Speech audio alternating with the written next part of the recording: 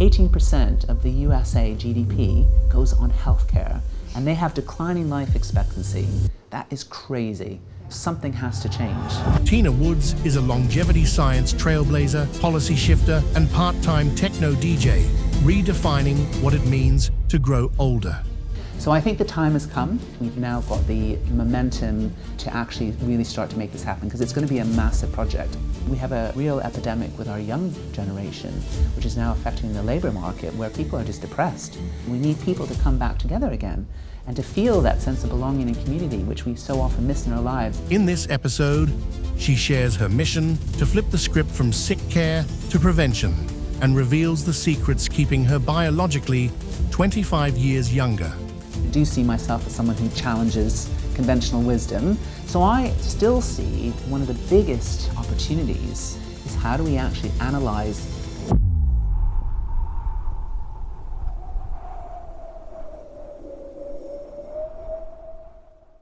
Hello, welcome to the new episode of the Human Project. Today's episode, we have the founder of the longevity Rave, Tina Woods, and she's not only the world-leading expert in longevity, she's also a DJ. So please stay tuned for this new episode shooting here in B London.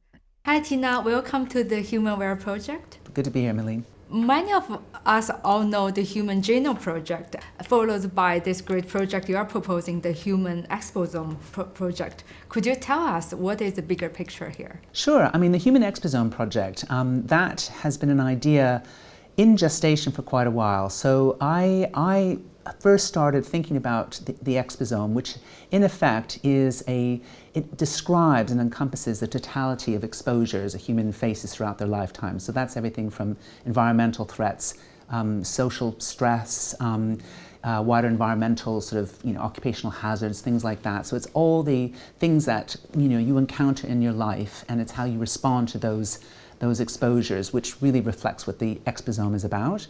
And so it's been written about in the literature for quite some time, but it's just really now starting to catch on. And it's something that I thought would be the ideal framework, a scientific framework, to describe a lot of the stuff that all the projects that I started getting involved in sort of 4 to 5 years ago. So the City of Longevity program, which I've been doing with the National Innovation Centre for Aging, like how do you create urban environments that enhance human health. And so we first wrote about the exposome as a concept to kind of describe the scientific underpinnings of how we create these environments about 4 years ago. So we were published in The Lancet. And then fast forward to the present day, this is the terminology that I've been using quite a lot in a lot of my work and my papers and conferences and things like that. And now we are finding that the Human Exposome project is now reached a point where a meeting was held last week in Washington, D.C. For the Exposome Moonshot Forum, which effectively is a huge scientific collaboration project to really move forward kind of as the next stage to the Human Genome Project, which began, I think, in 1990. It was something that I was aware of. I had just finished studying my genetics degree, and I was really excited about the Human Genome Project. And of course, what that was trying to do was to decode the whole human DNA. And of course, we've done that. But what it's shown us, it didn't actually show us that we can find, the cure to every disease known to man. What it did actually show us was that actually genetics is actually a relatively minor proportion of the determinants of our health. It's actually how we respond to our environments, which actually makes up the vast proportion of actually our determinants. So the Human Exposome project is a natural follow-on to that. So I was invited to be part of the steering committee for the Human Exposome project meeting in Washington. I was there last week. Very exciting. People from around the world were there, from many academic institutions. And I was invited there in March, just a week before a paper that I had worked on with 20 other scientists, people like David Furman at the Bach and many other esteemed scientists from around the world. We had published a paper to say we need a Human Exposome project, and actually cities and communities and actually clinics create the perfect test beds to understand how humans behave and respond to their environment.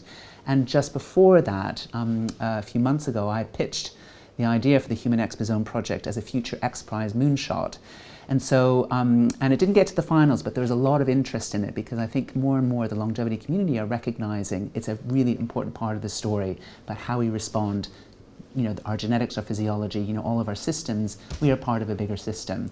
So I think the time has come, and so really excited that it seems that we've now got the momentum and the money and the interest to actually really start to make this happen, because it's going to be a massive project. I mean, much bigger than even the Human Genome Project. So I think the Human Genome Project, back in, I think it's 1997-ish, when they started, it almost seems like, why even want to do that? It seems too big, too beyond one person or one institute capacity to map out the whole human genome. And then the influence from no matter economic side or from the innovation side come from that one single project is exponential. Even today, we are building on the shoulder of the giant almost.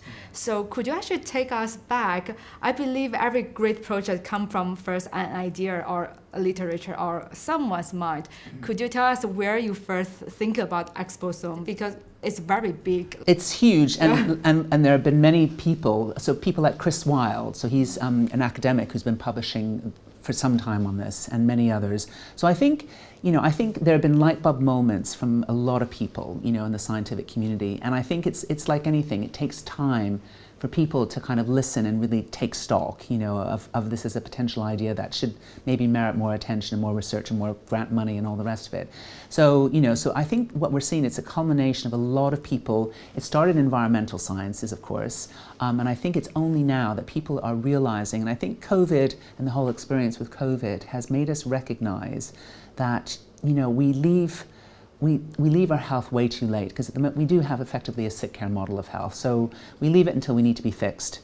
And I think what we're seeing is that it doesn't make any sense, because it's actually economically doesn't make any sense. It's also really bad for people to leave it so late that you kind of, you get fixed when you're broke, and often by then you've got many diseases potentially lurking around, and actually it's much more difficult to cure diseases than to prevent them happening in the first place. And I think COVID has shown in many, many ways how it's the wider determinants of our health, the wider social determinants of our health. If you're poor, if you don't have high educational attainment, if you're depressed, it's all these factors that really are drains on your health. And now we're seeing even like the quality of the jobs that you have, and these are actually really detract away from your health. And the more disadvantaged you are, the worse it gets, right? So I think COVID really was a start of, I think, a wider global realization that actually we have a model of health. Well, it's not of health, it's of sick care. It's actually not really doing the job. And it's leaving more and more people behind, people who don't have access, who don't have the resources to pay for their health. And actually what's happening now, it's bringing everybody down. So we do need a really different view of health. And I think also if you look at longevity, I think there's been greater realization that actually a lot of the studies that, for the most part have been taken in, labs and animal studies, they haven't really translated into real human impact. Yeah. And I think there's been a lot of questions asked about that, about like why.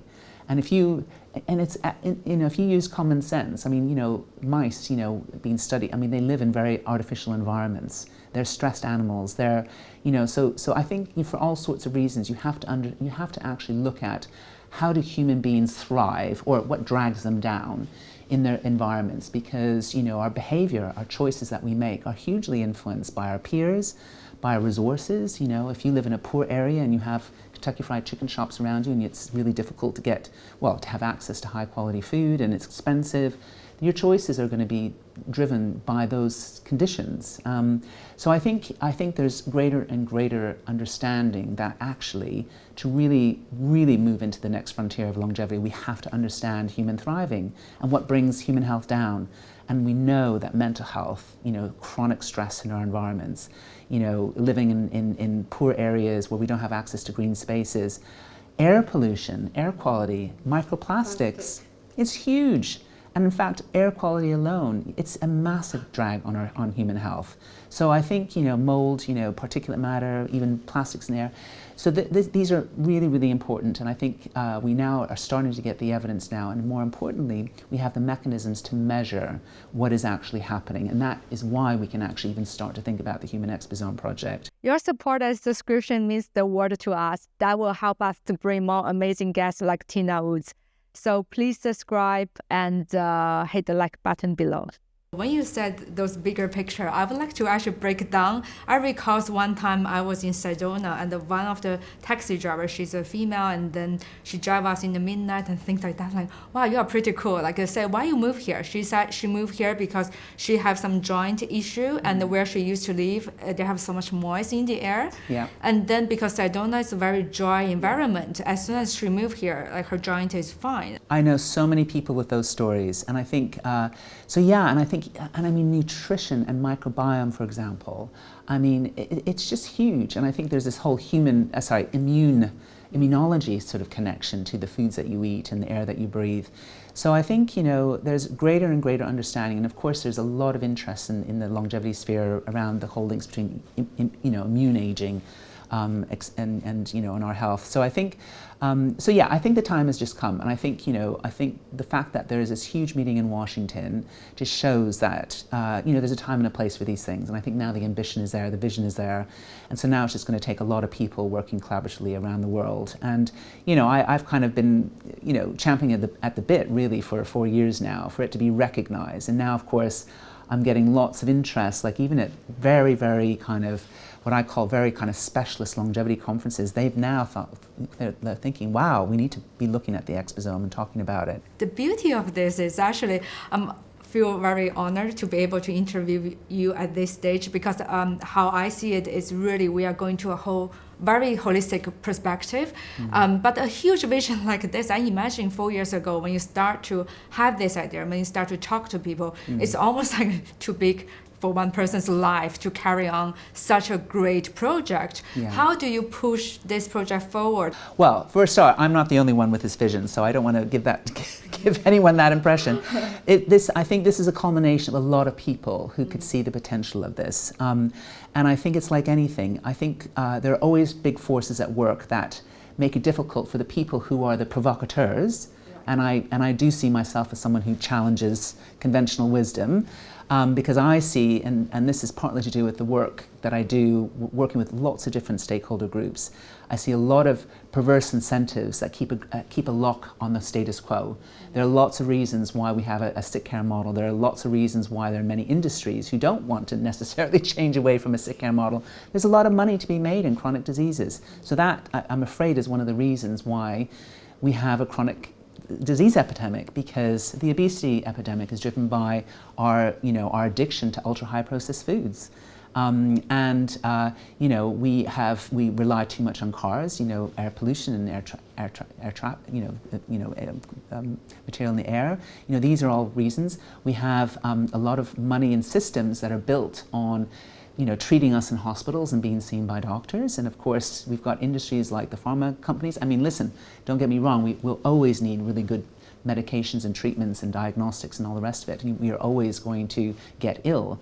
But we need to make sure we have the incentive structures in place to prevent us from getting ill as much as possible, because the economics alone, let alone just the quality of people's lives, the economics of it just don't stack up to leave it too late. And so, you will get a lot more bang for your buck if you prevent diseases for as long as possible and you move upstream into health prevention. If you have people living longer, better, happier lives, they will probably be more active, they will consume more in the economy, they'll be more productive at work, they'll probably be working longer, they'll be able to care for people longer rather than become a drain on the healthcare system. So I think, and I speak to a lot of countries, and I go to countries like in Saudi Arabia and the UAE, and the NEOM, the city of the future, the Lion City, they did the numbers. They think, well, yeah, we've got to create an environment that will promote human health for as long as possible, because a 65-year-old who is fit and healthy and happy, they're probably going to be the most productive person in society at that age, because they'll have learned a lot, they've got education and skills that they can pass on to the younger generations, they have empathy, they have understanding, they're active contributors still to the economy, to society. So I think it's that sort of understanding, and that is really, really important. So I think economically it doesn't make any sense not to do it, but I think the bigger payoff is just quality of life and being really happy, in whatever environment you are around the world. And so I think it's a whole new whole new way of thinking about it. So you do need to win hearts and minds. You have to address, the perverse incentives for why things don't change. And there's so many reasons why things don't change. We are all victims of our behavior. We are performance managed in institutions, in workplaces. There are all sorts of reasons why things don't change. Our bonuses are tied up with making money for companies. So I would say, well, let's just make sure we are creating companies and growing companies that actually deliver good health and good happiness to human beings, rather than take away our health. Create environments that promote health, build buildings for health and quality of life. It's all those sorts of things that just need to feed into the whole way in which the incentive structures work in society and how investors invest for social impact. You can make money and have high social impact. They should go hand in hand. There shouldn't be a contradiction. So I think that's what we need to move to. So if we get the evidence, which the Human Exposome project will get, to show, to influence policy, to influence investment, away from just the drugs and pills and chronic leaving it too late approach, move upstream. But when we look deep into the details of the Exposome project, what are those environmental factors that are changing or influencing our health? So I think the main drivers, if you look just in terms of the evidence that we've got so far, air quality is really high on the list. Obviously there are a lot of cities that are quite focused on trying to reduce the exposures to air pollution. London has done a pretty good job actually with the congestion zone charges and all the rest of it. But then you go to places like Delhi. I was in Delhi, about 6 months ago, and boy, when I got out of that airport and I was breathing in the air and being on those roads and the tuk-tuk driver, the tuk-tuk vans, boy, it hits you and you just realize, my God, this air is really bad, and you just feel unhealthy within minutes. And so I think there are a lot of areas around the world that have pretty bad air pollution issues. It's things like particulate matter, O2 and NO2 and even microplastics in the air. These all affect you, and mold in particular. In Britain, my goodness, mold has started killing kids. And we have a lot of mold in buildings, and especially in social housing, which is just not fit for human habitation.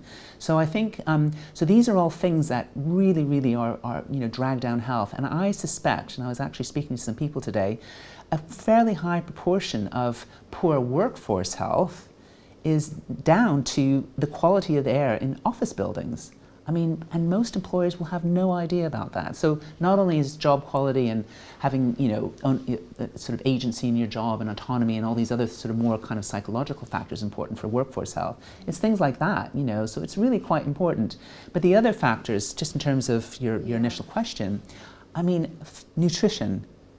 We eat, we especially in the US and the UK, we get 56% of calories, for example, in the US, are from ultra high processed food, which have very little nutritional content. So content. accessible everywhere, And it's so there. It's almost like think about the nudge therapy kind of perspective. You are nudged into bad behavior so easily. Of course, because it's there, it's marketed, it's convenience food, and it's also addictive, the actual ingredients. And it's not quite as high in the UK, but close. And of course, the poorer you are, the more likely you are to eat that stuff because it's cheap. And it drives the margins in supermarkets and the profits of food companies. So it's no wonder that is a massive problem, right? So that's really important, just good nutrition and not becoming overweight and obese, which unfortunately way too many people are. And of course, linked with that is physical activity, the amount of exercise you get. And it's not just about going to fancy gyms. It is literally about building in activity in your life. So avoiding the car, going on the bike, things like that, which, if you go, and I know blue zones is probably, something that many people have heard about. One of the main reasons why people in the so-called blue zones, live, they tend to live longer, healthier lives, is because they live in places, they tend to live in mountainous areas where walking up and down hills is part of what they have to do to get to the village or to go to their gardens or whatever. It's just built into their lives. So I think physical activity is obviously huge, but I think that the huge growing factor, which is just starting to get recognized, is just psychosocial environment. So the whole kind of social exposome. How do you feel about your life? What's your hope? For what are your dreams, and of course linked in with that, I mean, the obesity epidemic, of course, is linked generally with depression, because if you become less active and you become obese, you tend to suffer, on a psychosocial level as well, so it's all linked up together. But I think we have a real epidemic with our young generation, which is now affecting the labor market, where people are just depressed and are socially anxious, they're isolated. Many people, often a study has been quoted saying that loneliness is a bigger killer than smoking and is the biggest killer of older people. And I would say the loneliness epidemic has now reached, it has really hit the younger crowd, because they live behind screens all the time. They use dating apps to find people. They don't actually meet people in real life anymore. So that's one of the reasons why, and we may come to this, why this thing that I do now called Longevity Rave, it is literally about reconnecting people in the real world and feeling that sense of belonging and connection with people, which we miss in our real life. We need people to come back together again and to feel that sense of belonging and community, which we so often miss in our lives. So that is a massive issue in the exposome. And then, of course, followed very closely behind by occupational hazards, and of course the obvious environmental threats like microplastics, which is just really starting to get attention now. I mean, and is affecting our oceans. We have plastic islands 3 times the size of France circulating around in our oceans. It's going into our food chain, into the air that we breathe, the water that we're drinking. So these are all becoming bigger threats, and that's all exposome. When we think about a place like a blue zone, I think this is a very good combination, because I think most of us can relate. When we go to a different city, our behavior or our productivity are changing. What will be the thing I could do to change my environment to make it easier for me to do a better behavior towards my longevity? So I often talk about measurable blue zones, because there have been some criticisms about the blue zones they haven't been done as proper scientific experiments, and there's been some criticisms about whether these people really are 100, because there's been suspect birth records and all the rest of it. But I think, but I think what we cannot deny, and I talk about the measurable blue zones, bringing in the tech to measure actually what enhances human thriving and flourishing and healthspan in environments, is this whole notion of what is it? What is it that we can do to affect our choices and our behavior? So one of them, to your question, now we can have agency. We can take responsibility for certain things. Yes, we can do more exercise. We can eat healthier foods. For some people, that's more difficult, and because sometimes there's a whole unconscious side to our decision making. If it's easy, if it's cheap, if it's convenient, we're more likely to do it, which is why we have people going into cars rather than their bikes. If it's, which is why we have people eating more junk food, because it's there, it's marketed down our throats. It's there in supermarket, alleys close to the, where you do your purchasing. So it's all those reasons why we do these things. So I think human agency and responsibility can only go so far. And obviously, if you're have resources, you're well educated, have better access to healthcare, because you live in you're sort of, I guess, less vulnerable and better resourced and better educated. Obviously, it's going to be easier for you to take responsibility, for you to go to a longevity clinic and to be able to pay the price to go to one, right? But if you don't have those resources and you don't have the means, then obviously you are much more, I guess, a victim of your environment and the choices that you make. So I think creating those environments, so I think we're entering into a whole new zone, which again is part of this new frontier. I think a lot of the longevity kind of thinking at the moment is, what you can do. The pills that you can take, the supplements that you can take, the diagnostics, et cetera, But I think we're moving into a space where it is a collective health endeavor we have to be thinking about, because the quality of your air, now yes, you can get an air filtration system in your house, yes, if you've got the resources, but for a lot of people they can't do that. And that's because the decisions that we take as a society, as a community, have a bearing on our health. And so I think this is where education, I think this is where having access to green spaces, how we build our buildings, a health-first approach to buildings, making sure we don't get mold in our buildings, if it's social housing. It's a collective health responsibility, and this is why governments need to be involved in this debate, because they're the ones who we vote in to look after us as a society, to make a better world. So they have to take responsibility, and so they do have to listen to this whole point about the evidence, to create and invest upstream in health prevention, invest in creating healthy environments that will nudge us towards healthier behaviors, make it really easy, hopefully cheap, convenient. That's what we need to do, because we are very much products of our behavior, and our behavior to a certain extent is very much part of our environment, and it's not what we can necessarily do out of our own agency. So could you tell us, is there any difference you have observed throughout the years? What are the change in, the bigger picture of different, culture or different countries have this approach towards our environmental, well-being? I mean, just a couple of things, like for example, I mean, in Japan, they eat very well. I mean, they don't have an obesity problem because they tend to eat a lot of fish, vegetables, etc., etc. They actually do smoke more than other nations, so they have that problem. But actually, and they have different sort of cultural kind of, differences compared to other countries. But they did actually work very, very hard to look at policies that could support an aging population. One thing which is very interesting, is that they have this, I think it's called health productivity management system, where the employers take a very active role in their employees' health, to the point where they actually even measure every year how their waist waist circumference, and they offer help and counselling.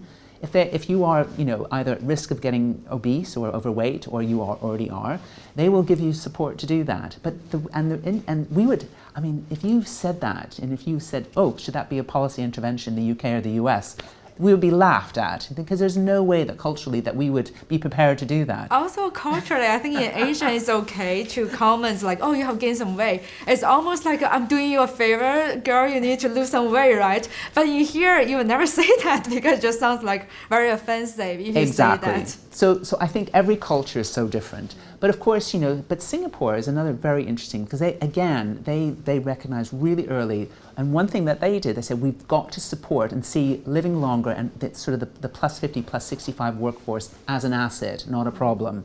We have ageism, we have all these issues that we're still tackling, in the Western world, about, oh yeah, if you're plus 50 or plus 65, you're kind of like, you're sort of not, you're seen to be an economic drain. I mean, it is changing, but of course, I mean, my own sons, they mentioned something like that a few years ago, and I was like, absolutely no way, you've got to dismiss that thought, But these are the realities of what, we are faced with, in a cultural context in different countries around the world. But Singapore decided, you know what?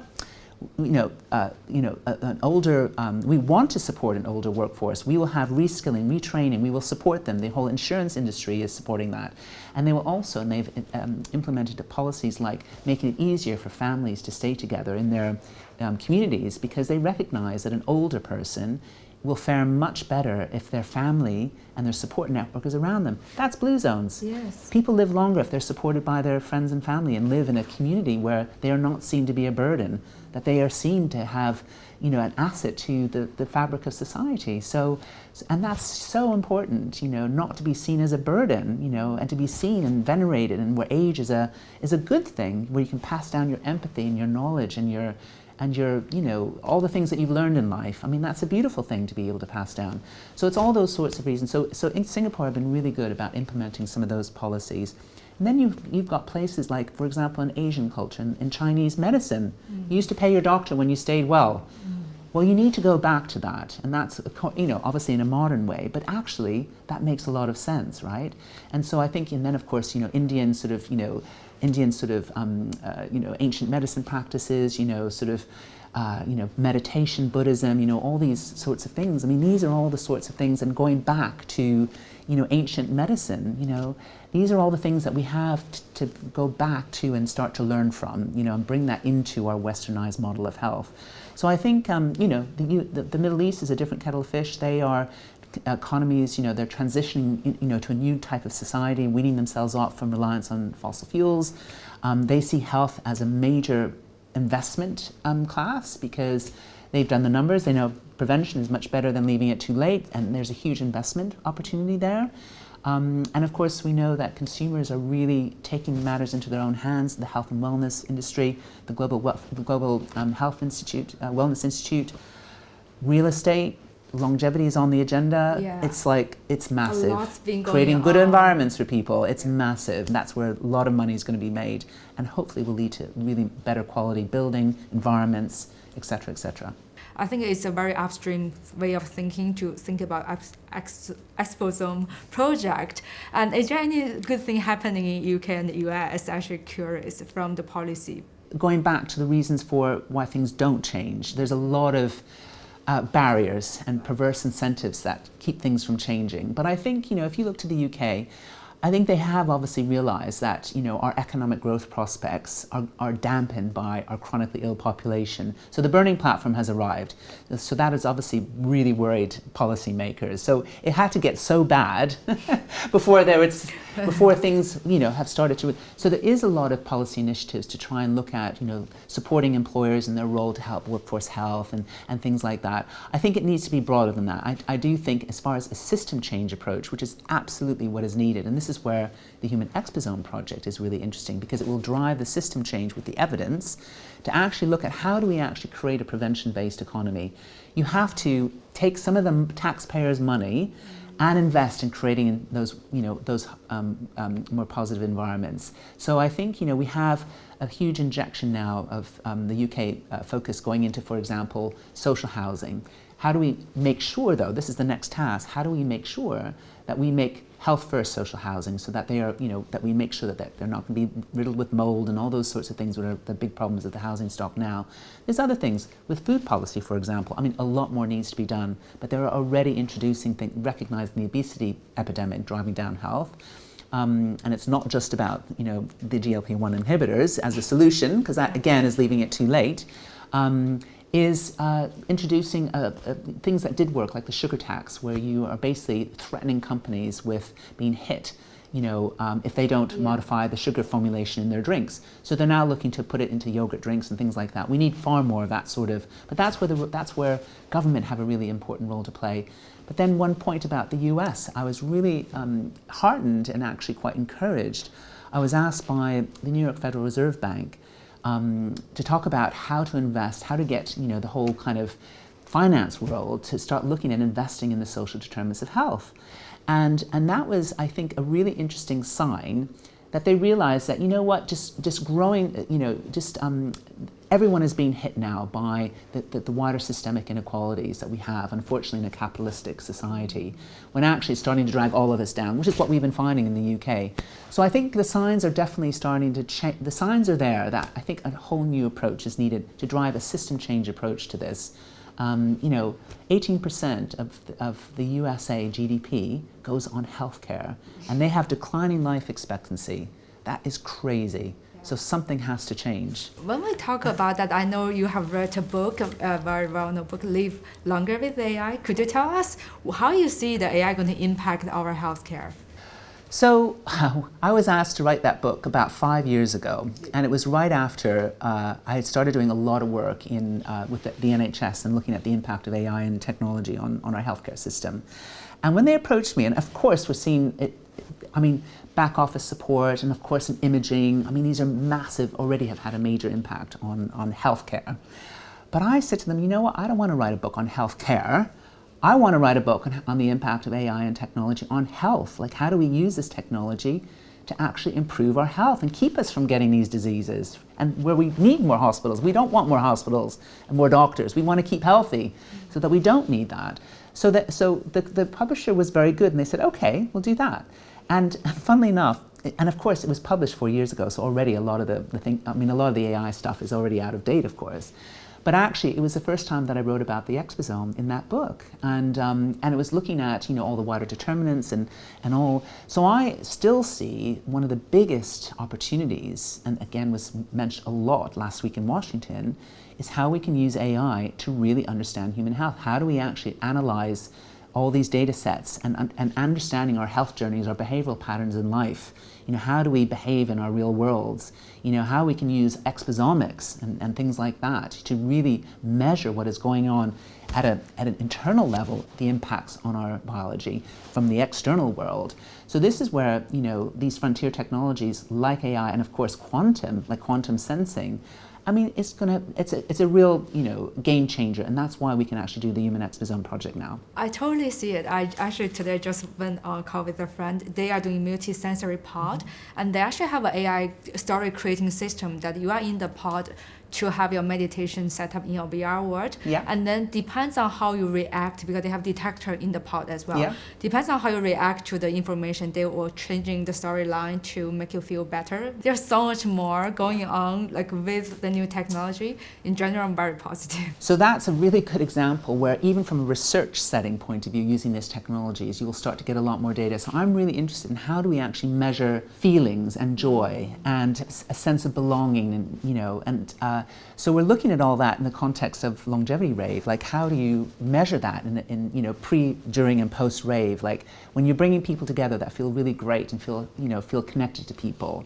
How do you actually use these technologies? But again, it's that sort of stuff that we need to be harnessing far more to understand how humans behave, and because we are complicated, we're very irrational beings, and I just think there's so much that needs to be factored into the solutions and the interventions to help us live longer, healthier, and happier, which absolutely has to hit the longevity debate and investment and policy making. I mean, there's all sorts of technologies that we can use, in this endeavor. So when we talk about longevity rave, hope our audience have noticed today we're actually sitting in a nightclub. Please tell us about longevity rave. I think that is a very out of my mind story that someone like you starting longevity rave and then got the community together to dance together.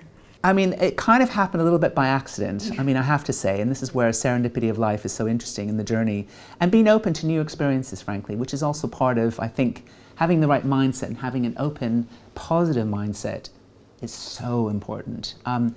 And I think Longevity Rave kind of was born, I guess, out of that. So how it happened very, very quickly is I discovered quite late in life that I absolutely love to dance. I mean, I've always loved dancing, right? And but it just sort of was an epiphany moment, and I just realized I had to do more, and it kind of made me feel alive, kind of a mind, body, and soul thing.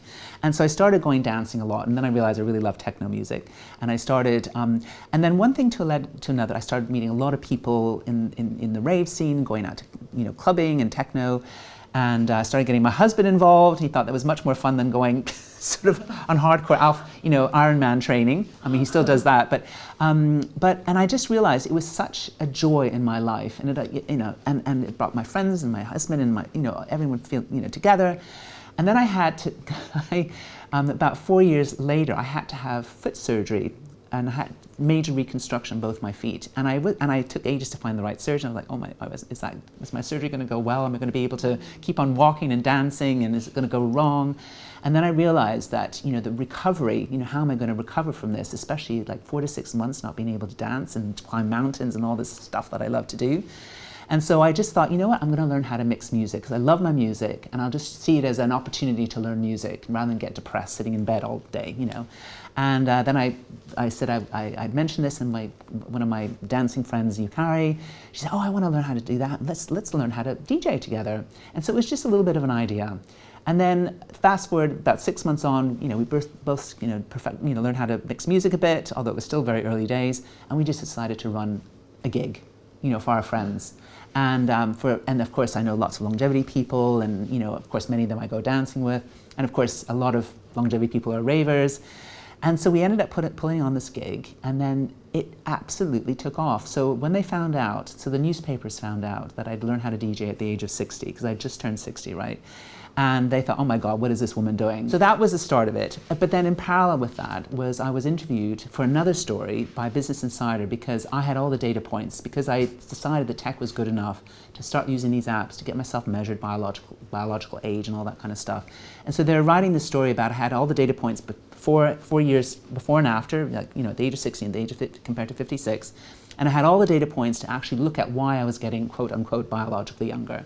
So then, of course, the Business Insider, they realized it was in the Sunday Times about becoming a DJ. So anyway, they ran the story very quickly after that. And then ever since then, I've had so much interest for Longevity Rave. And that story in Business Insider went viral because the New York Post, they, not behind the paywall, they ransacked my Instagram, and I don't even know if it's legal that they could do this. But anyway, they got all these pictures of me as sort of raving. They did a story in New York Post, it went viral around the world. So anyway, it all sort of started from there. But it's great because what it has allowed me to do is to use it as a platform, to have a lot of fun, and Yukari and I get to dig, and of course I've got other DJs now involved in this as well. And but it presents a platform to talk about all the stuff about this new frontier of longevity. Yeah. It's like, the joy of living is a far more powerful motivator to keep going and to live longer, healthier, happier lives, which everyone's talking about. But everyone, at the moment, and this is what needs to change, it's not just about fancy tech and pills and supplements. It's like, just live a really good life, and make sure that government and policymakers and everyone who has the power and the influence to do that does their bit, and find, create joy in people's lives and just feel really good. So so the joy of living is a much more powerful motivator than the fear of death. Yes. And so let's really, really pick up on that. So I think that's the message, and that's really important because, and the rave environment, I mean, it's a great way, it's a great leveler because it breaks down the barriers. It brings people of all sorts of different ages and backgrounds and, whatever, it brings people together and you just feel really great. And of course dancing, and of course the neurochemistry of music, of course that's something that I'm really looking into researching quite a lot more of. Could you tell us what are the secret ingredients for longevity rave? I'm fascinated by the science of just how people bounce off people's energy. So I'm really, so I think this is where the tech, and I've actually got some various groups looking at, what we can bring into the rave environment. Like you can bring people who feel a closer sense of belonging through you can map brain waves, and now you've got earphones you can wear so it doesn't, you don't have to wear a big headset, in a rave scenario.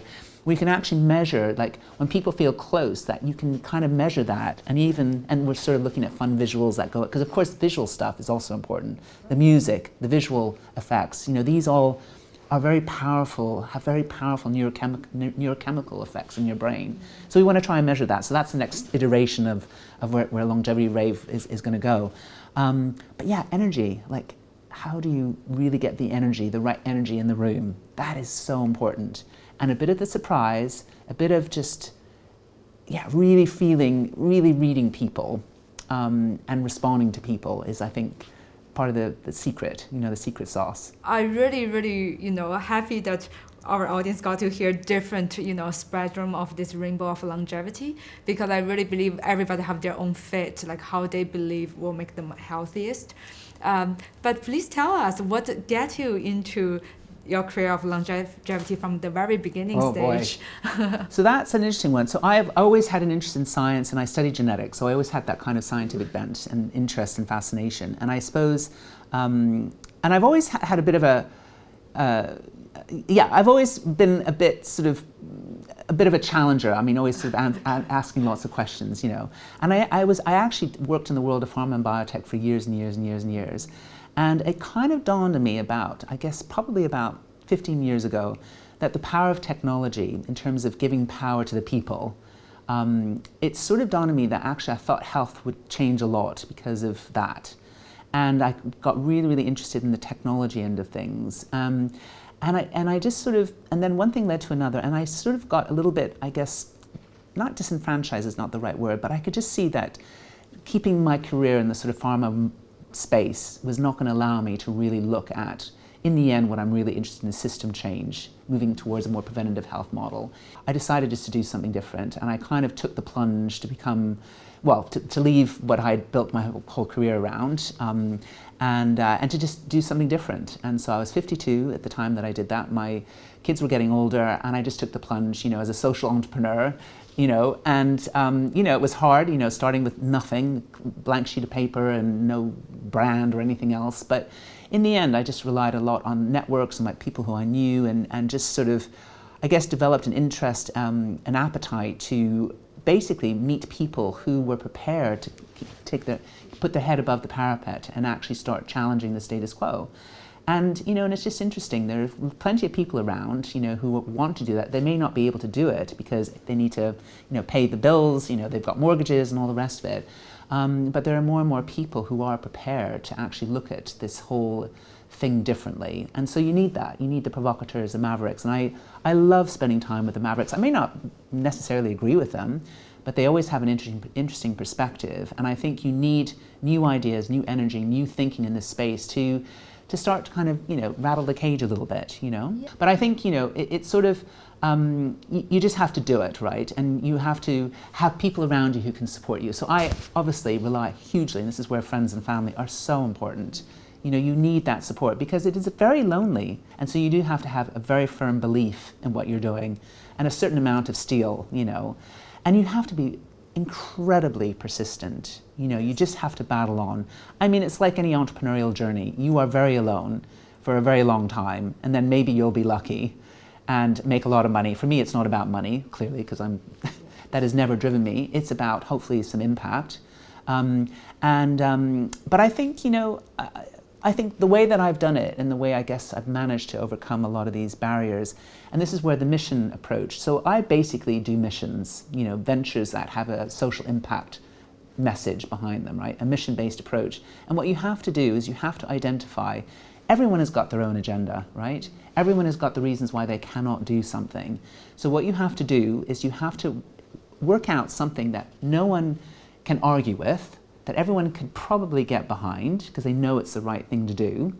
And you have to identify the sweet spot in the middle, like what is something that you can work on that they can do, they will sign up to. Now, maybe they can't sign up to everything and they've got, all the agendas and the reasons why they can't do things. But look at that sweet spot. What can they sign up to? And then it's just about developing the trust and being brave, to do something courageous. But, so that takes hard work, but there are people, and there's a method to the madness of, going into the unknown, going outside your comfort zone.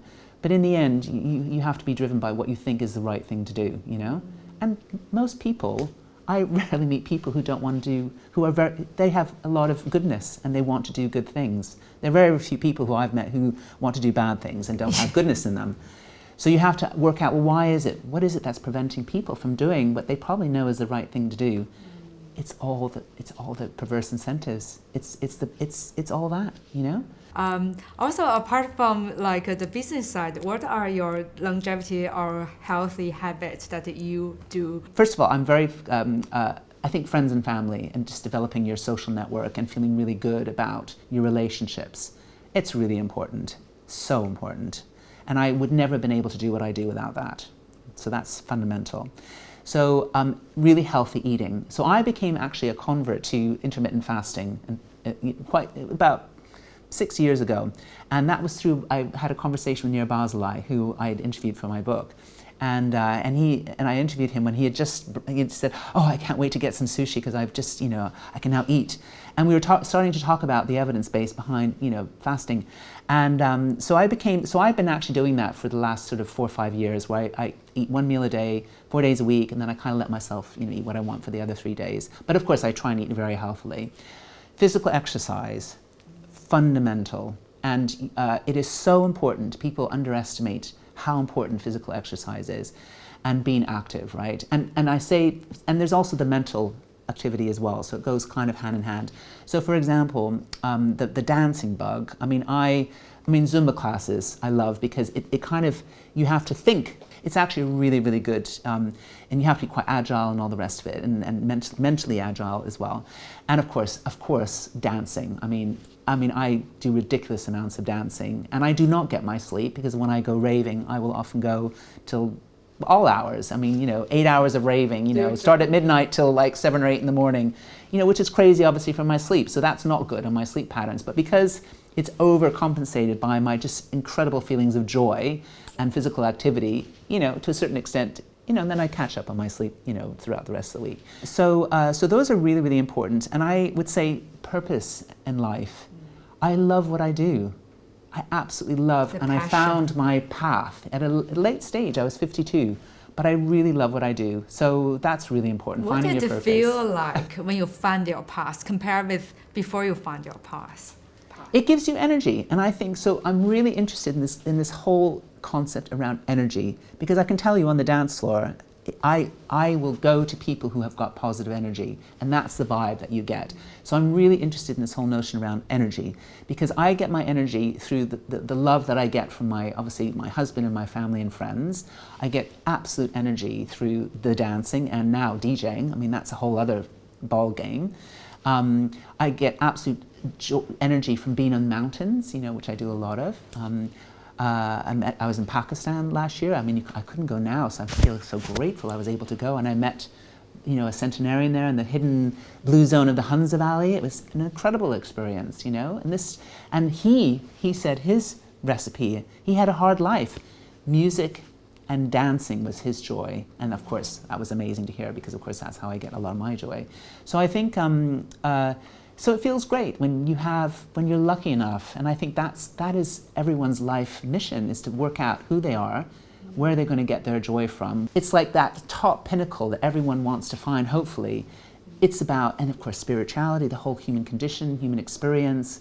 That's kind of like, what we're all striving for, to understand. It's the journey in life, So it feels great when you are able to feel really good about who you are and what you're doing and what is your purpose and meaning and what is the meaning of life, So that's a great place to be. And I'm kind of, I feel like I'm kind of working towards that now, And throughout your recent years of seeing so many new innovations, is there anything that you believe is a great thing in the longevity, technology-wise or devices-wise? Is there any new thing you have come across? There's all sorts of stuff. I mean, that's great to see, and I, sometimes use.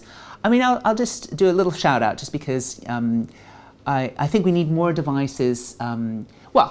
Human Exposome stuff. So, yes. So we're going to need a lot more tech, and this is where the X Prize came in. We need a lot more tech to measure our personal exposome, because we've got a lot of stuff on population-based surveys and et cetera, and we've got some tech that measures. I mean, the Oura Ring, the Humanity app I mentioned a lot, and actually that's an app that I use, and it's a really great way to get motivated about your biological age reduction. And they actually measure some human exposome stuff, like connectedness. Have you been in touch with your friends today? Have you spent outdoors in the sun, in nature? That's exposome. That's great. So and of course we've got a lot of technologies now measuring microplastics in your blood. Brian Johnson does this now. He's got his own kit. So there's a lot of stuff out there. We need a lot more of that. And actually what we need is to be able to extrapolate some of the insights and the patterns from all those data to then get meaningful, because it's the N=1 understanding of actually what at a unique level for that person is what is happening, how do they respond to the interventions, what is really going on. That is the holy grail. So we need a lot more work on that, how we can use all this technology to really understand what is it really going to impact us at an individual, unique level. So we're going to need a lot more data and insight from that. And then, of course, aggregate it up at a population health level. That's when we can then use all that understanding to influence policy, investment, creating environments that support human health and flourishing, et cetera, et cetera.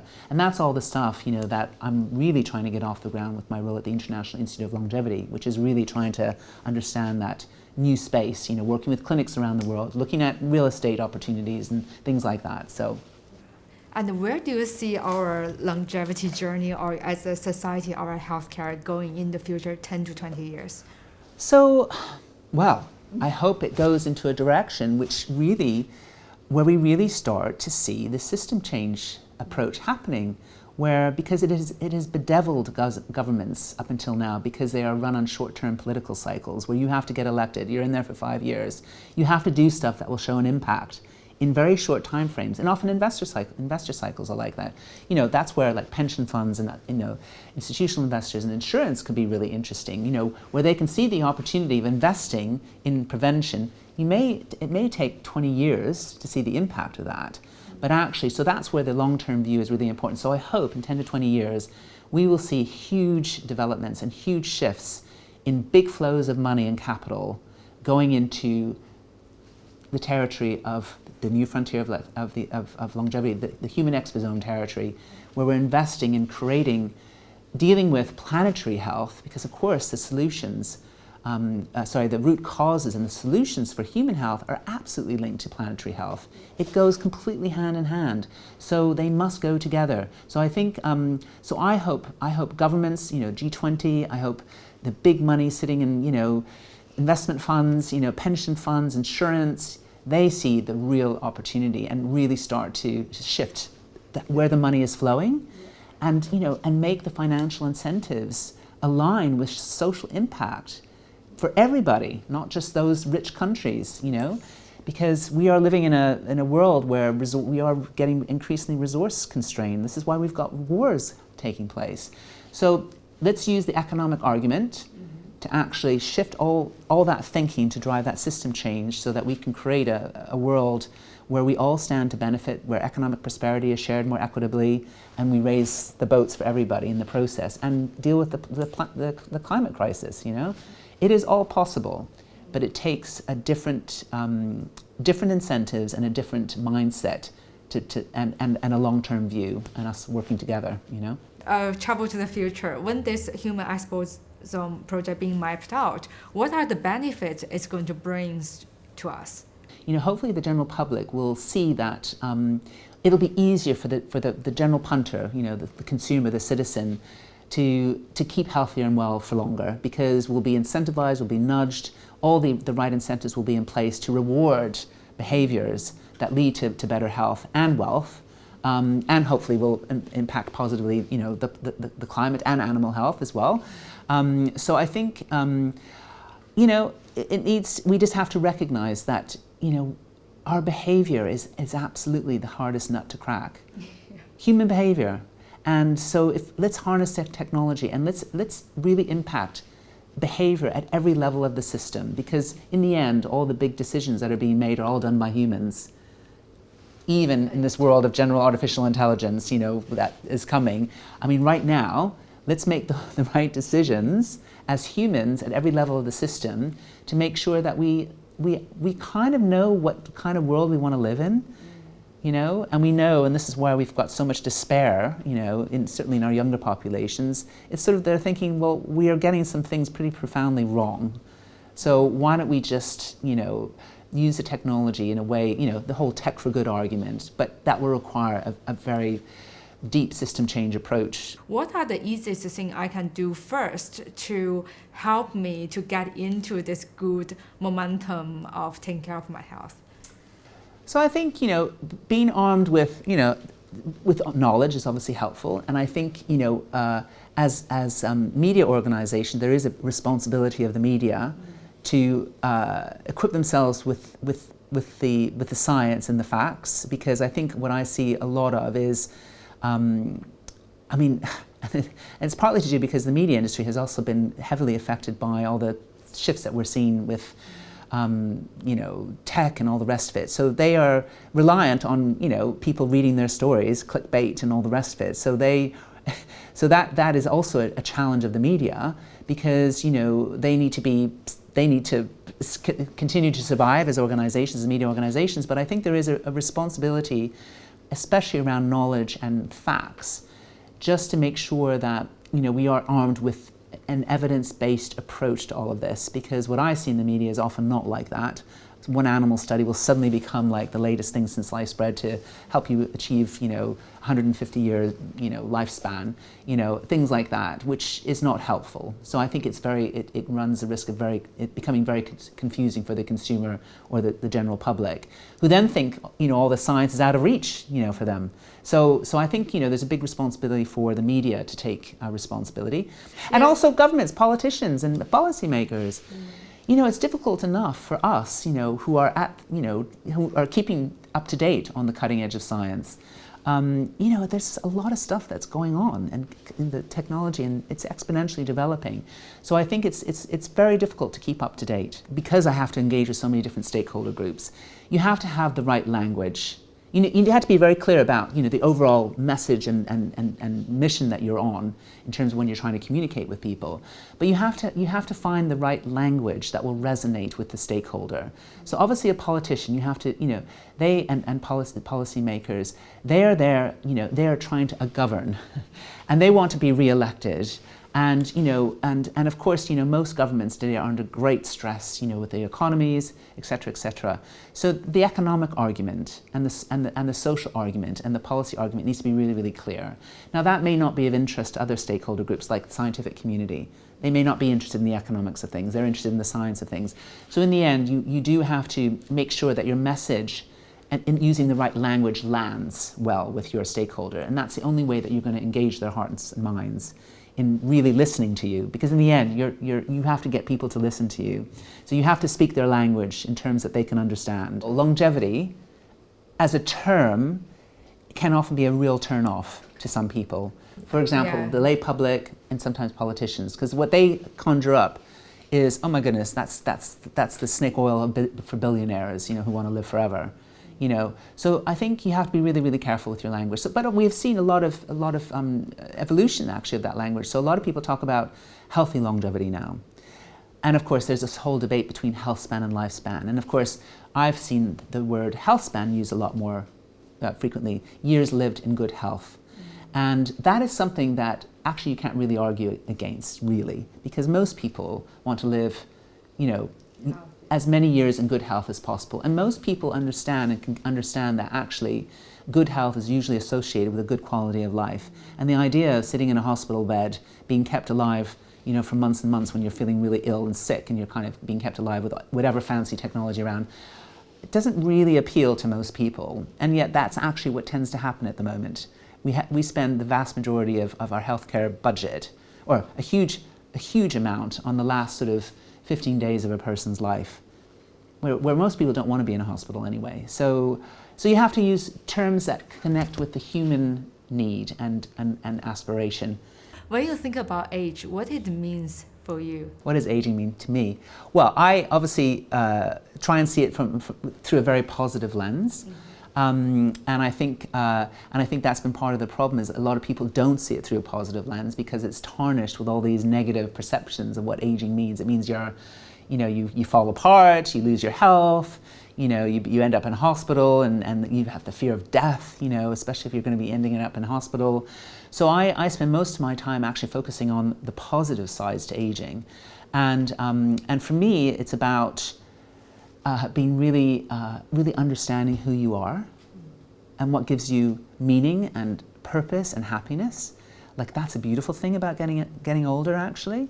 And it's not about doom and gloom, and it's about feeling really good about what you leave behind as well, and what you can pass on, and how you can, I have a lot of conversations with a lot of young people. Obviously, I'm out and about raving all the time.